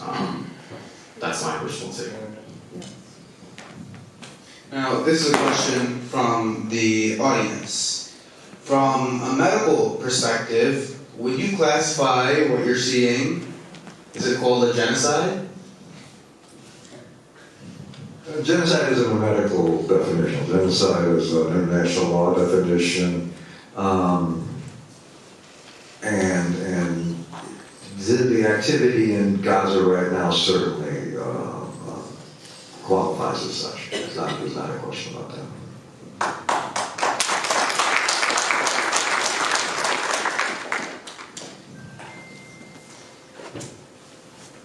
So, another question from the audience. What are ways we can get involved to help in person?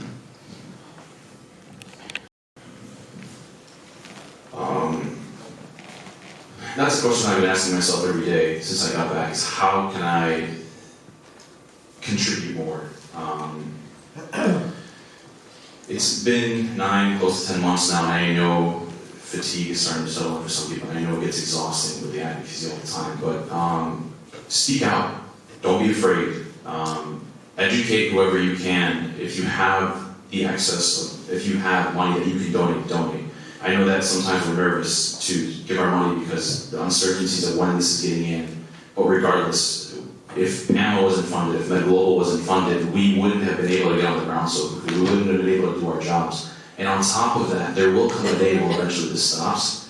And we can't wait around until that day to start collecting what we need. The floodgates will open one day and we have to get everything in the day of, and we have to take advantage of these opportunities when they come. So donate with what you have, advocate, vote. I mean, I'm not going to tell you what specifically to do, but just contribute in whatever way you can. I'll give you 2 specifics that if you have the availability. Go to Washington next week where Netanyahu is there. Yes. And make sure you're in the church.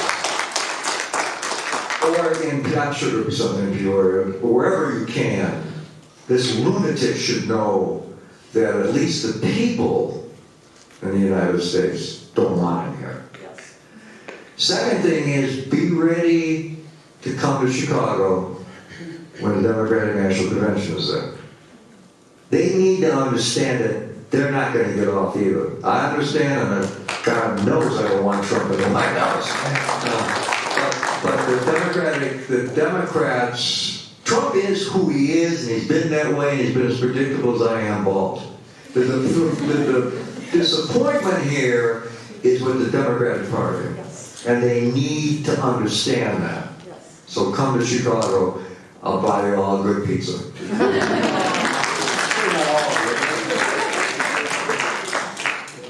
All right, so this is a question for Hamza.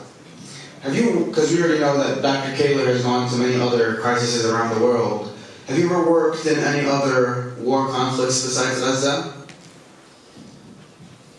No, I haven't. It was always on my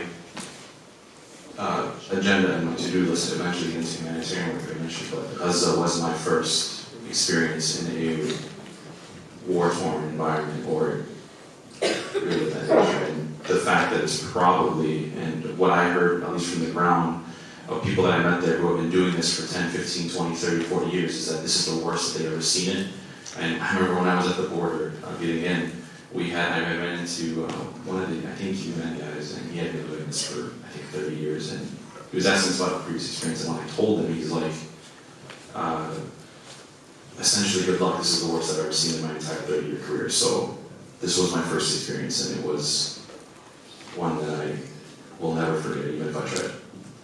I would obviously will not.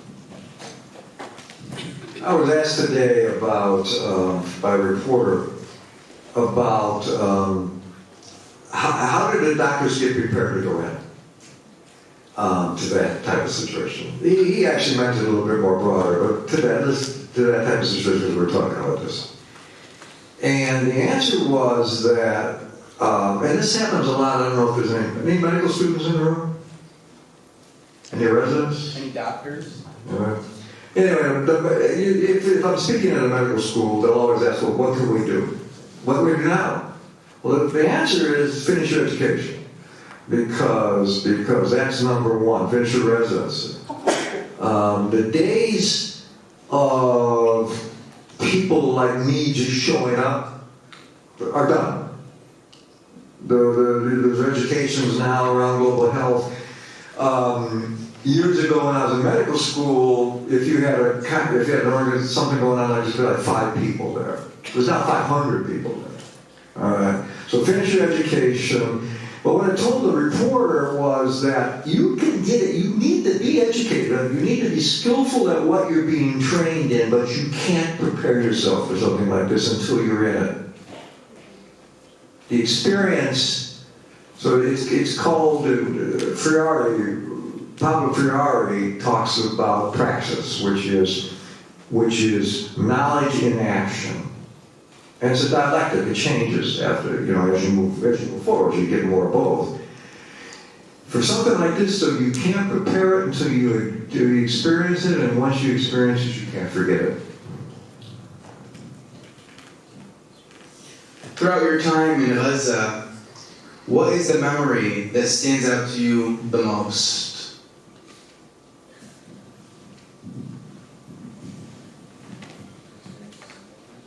Huh? No, what memory stands out the most while you were there? Honestly, for me, it's the kids.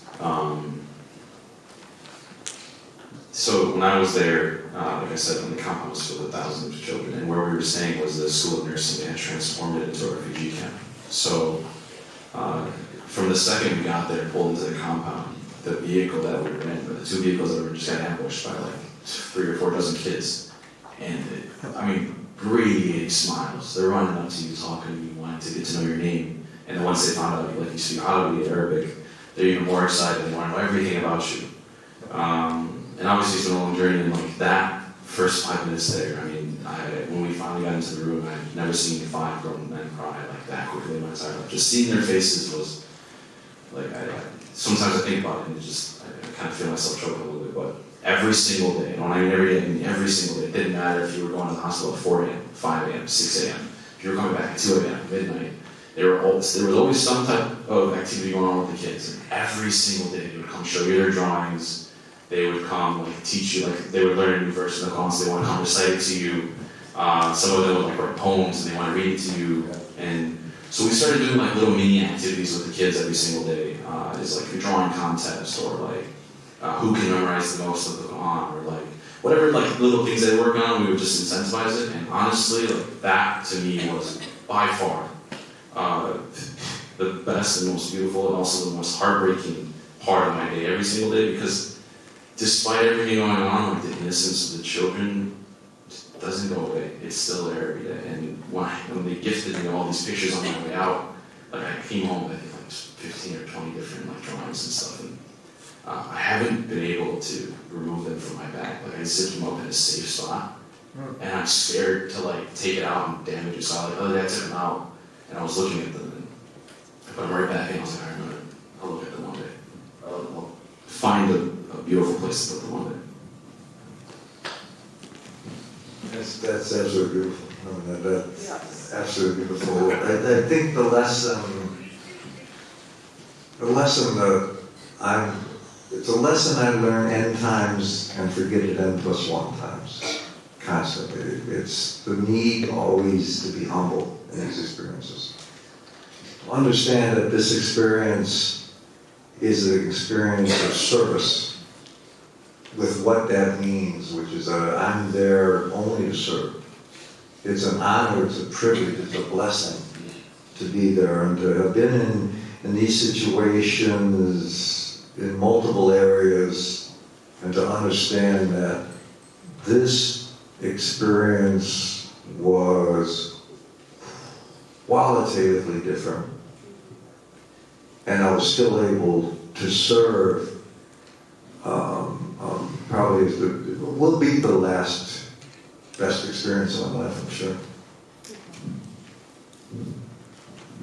Sorry, I know we're on a time limit, but I'm so glad you said that, because one key thing that I took out of this was it changed my entire perspective on what it is to be a nurse and what it is to be in healthcare.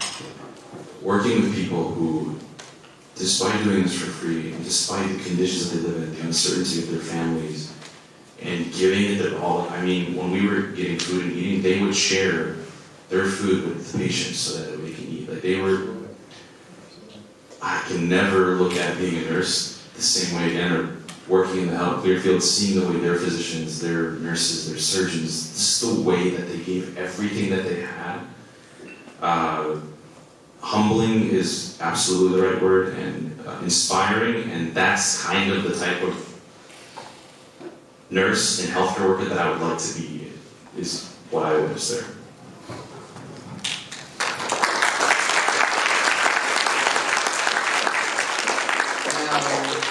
Obviously, we know that Israel has broken international law by using white phosphorus. What were the effects from white phosphorus that you've seen from your Gaza patients?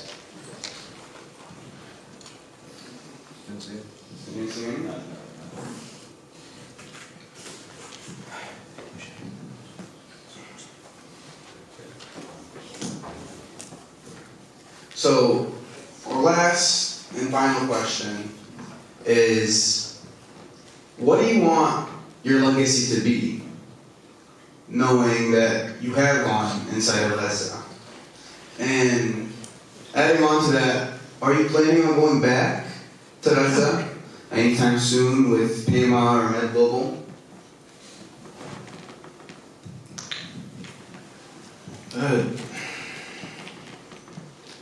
This is not really, and I mean this with the utmost, this is not about me or my legacy or about what I'm going to be able to put on my wall. Honestly, I genuinely don't care about any of that. I don't, like Dr. Ten said, I don't care what seat at the table I have. I don't care for my personal accomplishments in this, other than the fact that I just want a world where children are safe in their houses. I want a world where we can all get equal access to healthcare, to live peaceful lives. What I want out of this is I hope that our experience, or my experience, gets someone to do something that they were too scared to do, to push them in the right direction, to make some type of actual real change. I don't care about my legacy, I care about change. I care about bettering this world, and that's what I hope I can potentially be a part of. That's all that really matters. Just one more question. Do you plan on going back to Gaza? Absolutely. Without question. I wish I was still there. I wish I never left. Unfortunately now the requirements effectively disqualify me. I'm sure you know what they are. Does everybody in the audience tell them? No, doesn't. Do you guys know? No. No? Okay, so when I went, it was 2 weeks requirement, and fairly open to anyone with any passport, really. Now, it's 4 weeks. If you have any Palestinian roots, whether you're Palestinian, your parents, your grandparents, you could and will be. Back to the level of your grandparents, right? Yeah, back to your grandparents, and whatever means they have of identifying, or whatever verifying technology they have, I don't think it matters to them, but if you are for sure either going to be denied entry or exit. On top of this, if for whatever reason you did get in, and they discover this while you're inside, there's absolutely zero guarantee that you will get out, and then you also cannot contact the State Department for help, even if you are a U.S. citizen. So for the time being, unfortunately, I can't go back. I hope Who put the requirements? Israeli. Israelis have put this in effect. So these unfortunately disqualified the vast, I don't want to say the vast, but a significant percentage of volunteers that were able to go, either from Palestinian roots or having to commit to a minimum of 4 weeks. But inshallah, one day I genuinely hope that I can go back.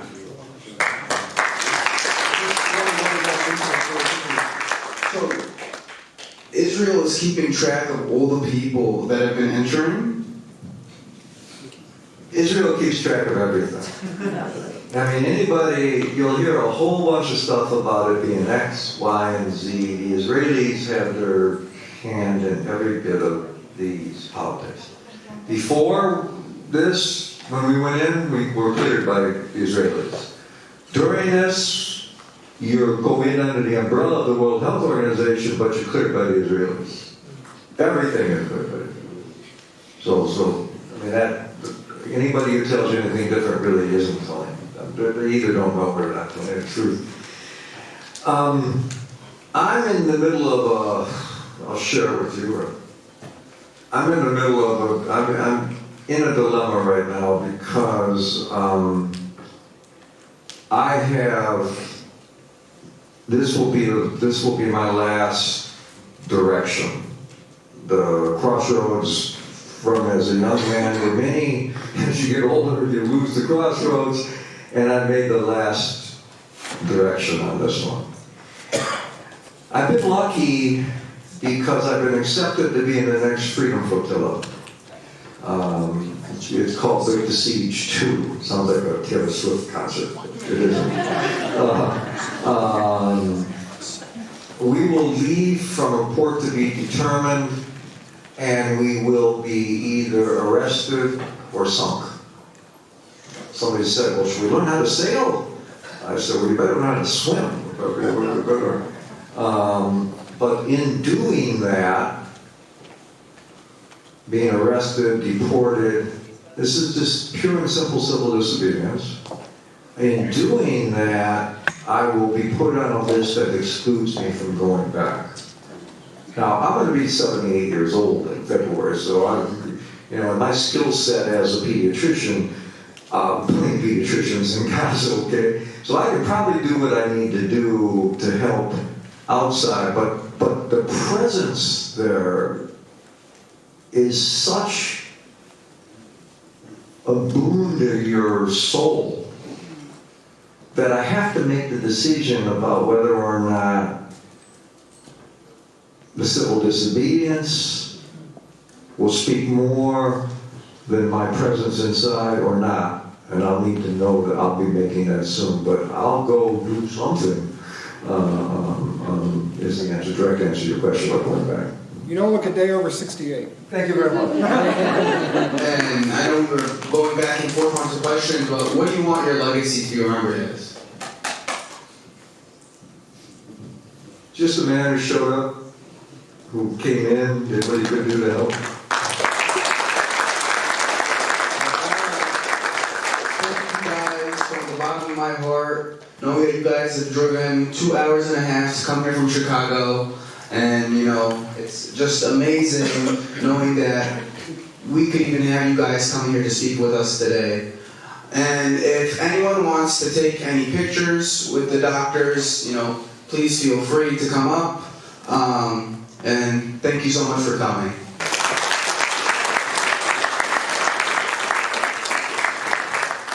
Well, this was honestly beyond my expectations, and if I want to say something personal, it was almost a therapy for me, because as you know, we can't be there, but I think most everyone here has their souls crushed with what's happening.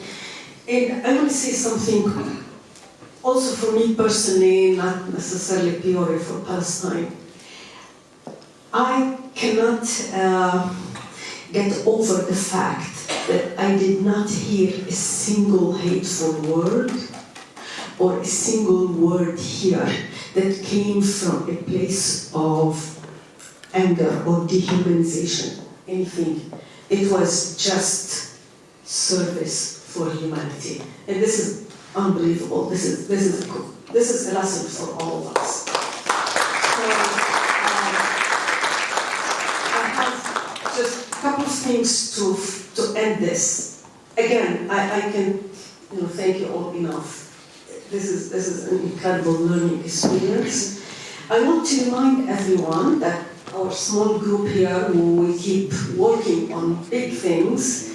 We have a rally on Sunday at 1 p.m. on University in Maine to protest the Netanyahu visit.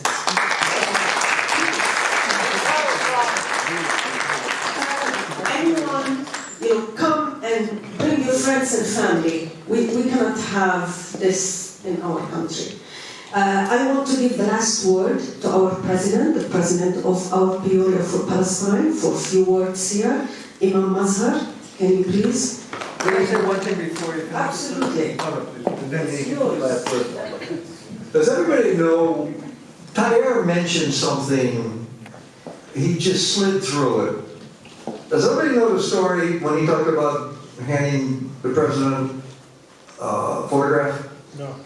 No?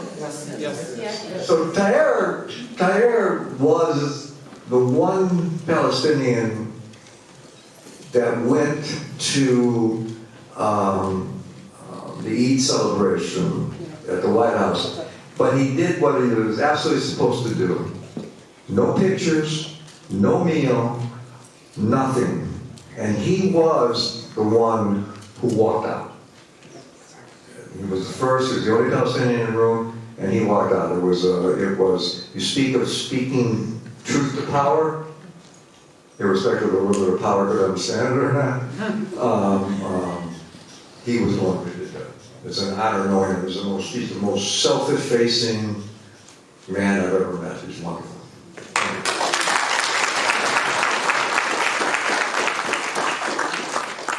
And I just wanted to add this, because you mentioned the protests on Sunday and all the other future events. This is just more so a message of reassurance and to kind of give you that extra push. Every other day, every week max, I touch base with most of the people that I know with us, the ones that are still, I can still contact with. When I tell you they see everything that we do and we say, every time we amplify their voices, every time we share, every time we show up in the streets, every time we do these things, these are the things that, I don't want to say give them hope because they are very faithful people that I've never seen faith like that, but it gives them a sense of strength, it gives them a sense of hope. So please, I know it's 9 months, I know it's exhausting, please continue to show up every day. Make your family, make your friends show up.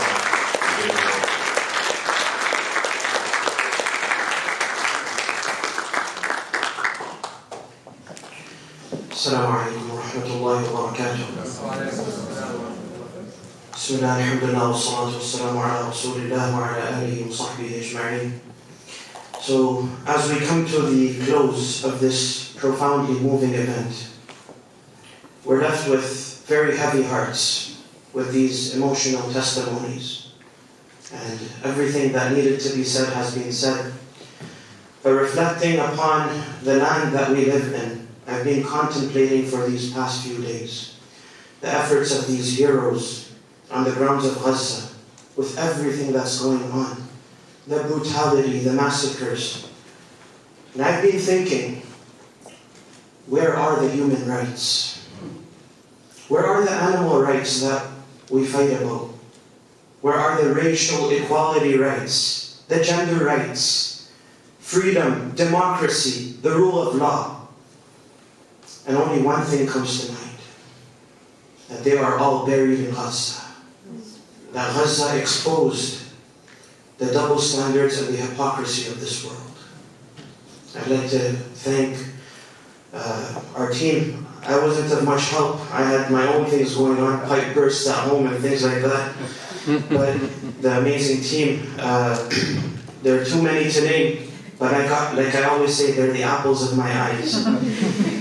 For all of your efforts, for the strength and the faith that you motivate, for your amazing championing of humanity, And along with that, I'd like to thank our dear heroes, the doctors, Dr. John, Nurse Hamza, Brother Abdul, Dr. Qader.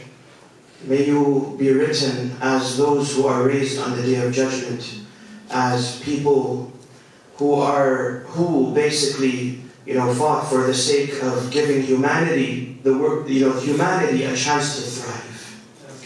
And may the world remember you forever, despite you not wanting anything on your walls, and despite you not wanting anything in blogs or vlogs. But may the world remember you for the giants that you are. With this, I just want to say, may Allah bless you all.